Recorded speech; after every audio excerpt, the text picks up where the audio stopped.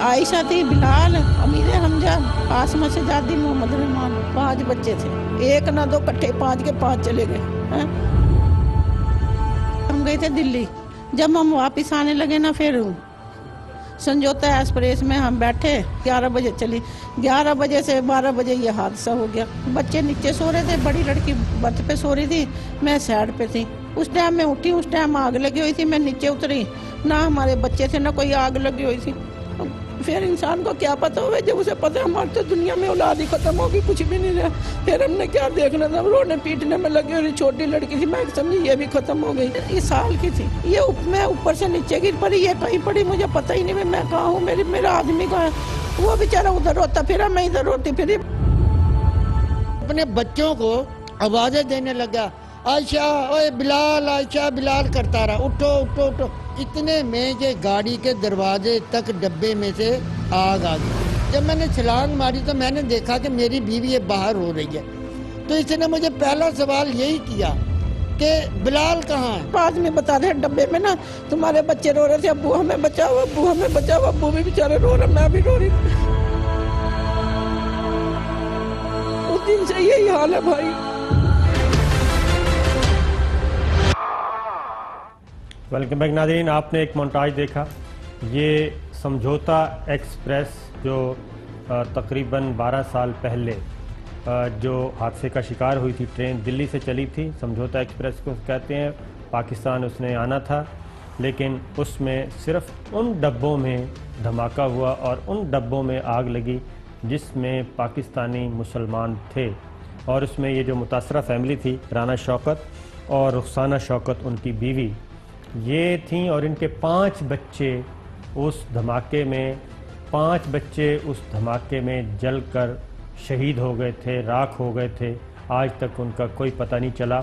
लेकिन जब इन्होंने भारतीय अदालत से रुजू किया कि हमें भी विटनेस के तौर पे बुलाया जाए, हमारे पास कुछ हक़ाइक़ हैं, हम आपको बताएंगे, लेकिन इनको न सिर्फ बुलाया नहीं गया बल्कि इनको वीज़ा ही नहीं दिया गया। वो मज़ीद उस सफ़र के बारे में क्या बताते हैं कि कैसे पुरअसरार तौर पे 2 लोग सवार हुए ट्रेन में और क्या देखा उन्होंने और क्या कुछ गुफ्तगू हुई वहाँ के जो पुलिस वाले थे उनके साथ, ज़रा सुनिए।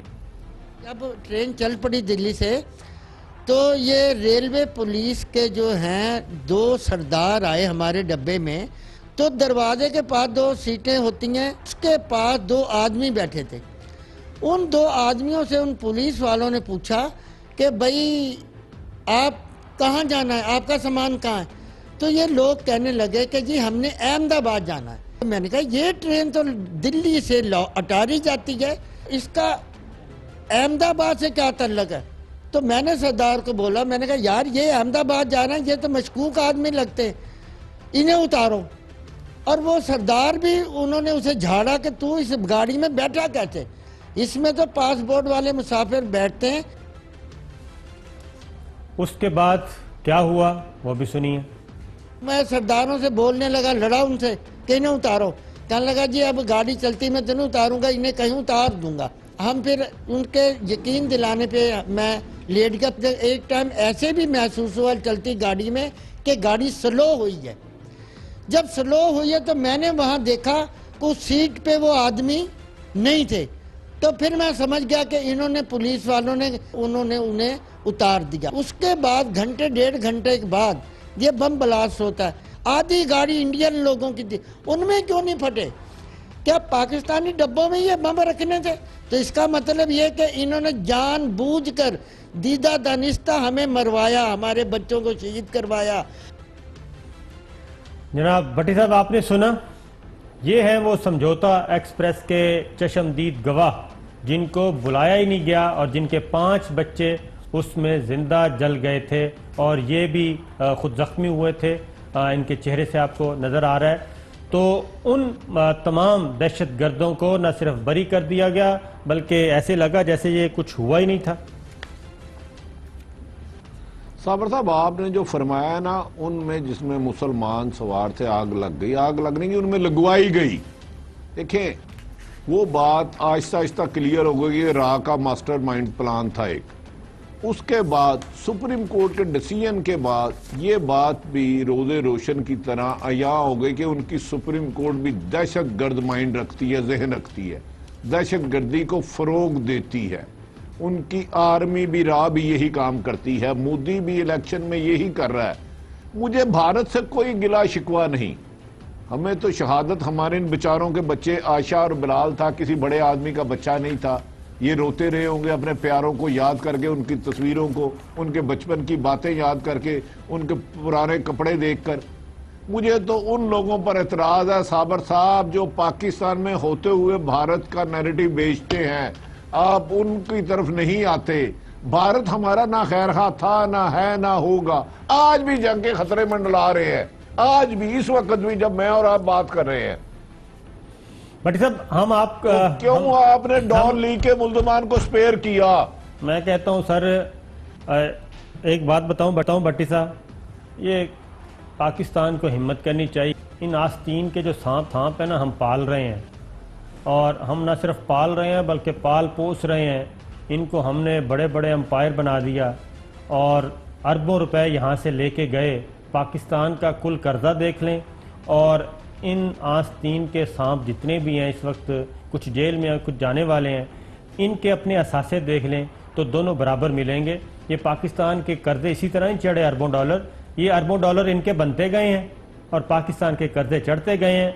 और एक चीज़ भट्टी साहब, शौकत, राना शौकत जो हैं, वो मज़ीद अनफोल्ड कैसे करते हैं कि ये करते क्या रहे, ये सानिया समझौता, और फिर तरीके से इंडियन इंटेलिजेंस, हम आपको पहले भी, नाजरीन को कल भी दिखा चुके हैं, उससे पहले भी, उस वक्त के वज़ीर दाखिला क्या कह रहे थे ये बता चुके हैं, किस तरीके से बीजेपी और इंतहा पसंद शामिल थे।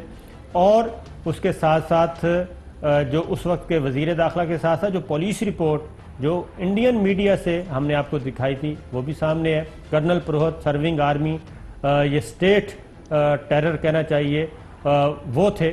तो इसके अलावा राना शौकत ने एक और बात की कि इंटेलिजेंस एजेंसीज के लोग, रॉ के लोग, वो क्या कर रहे थे उस दिन, वो भी ज़रा सुनिए। जैसे मैं सफदरजंग हॉस्पिटल में था और इनकी इंटेलिजेंस मेरे पास पाकिस्तानियों को पकड़ पकड़ के ला रही थी आई विटनेस के लिए, तो मैंने उन पुलिस वालों को खुद कह दिया था, मैंने कहा मेरे पास बेगुनाह आदमियों को मत लाओ, मेरे पास उन लोगों को लाओ जिन्होंने मैंने देखा था।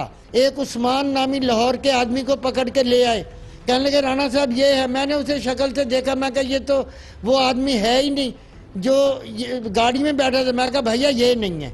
अदालतों में फैसले गवाहियों पे होते हैं और इन्होंने हमें बुलाना पूछना ही मुनासिब नहीं समझा, जबकि उस गाड़ी के मैं और मेरी बीवी दोनों विटनेस है। अब भट्टी साहब, ये मुजरम तो सारे छोड़ दिए गए, कर्नल पुरोहित को उसी वक्त छोड़ दिया गया, 39 गवाहों को मुनहरफ किया गया, और ये एक क्या कहना चाहिए सो कॉल्ड किस्म की ट्रायल हुआ, और बाकी जो 4 लोग थे उनको भी छोड़ दिया गया। अब ये जो मुतासरीन समझौता एक्सप्रेस हैं जिनके लवाहिकीन शहीद हुए, वो इंसाफ की अपील किससे कर रहे हैं, सुनिए। अब ना हम जीने में ना मरने में, अब जाने इंडिया वाले क्या करेंगे, किसे कैसे इंसाफ दिलाएंगे। अब किसी को क्या क्या, कोई देखता ही नहीं, ना कोई सुनता, उन्हें अपनी लगी हुई है, उनके तो बच्चे अपने पास है, वो देख लेते हमारे बच्चे आ रहे हैं, अब हम किसे देखें। इन जालमों ने मेरे जो ख्वाब थे ना वो मेरे सारे चिकनाचूर कर दिए।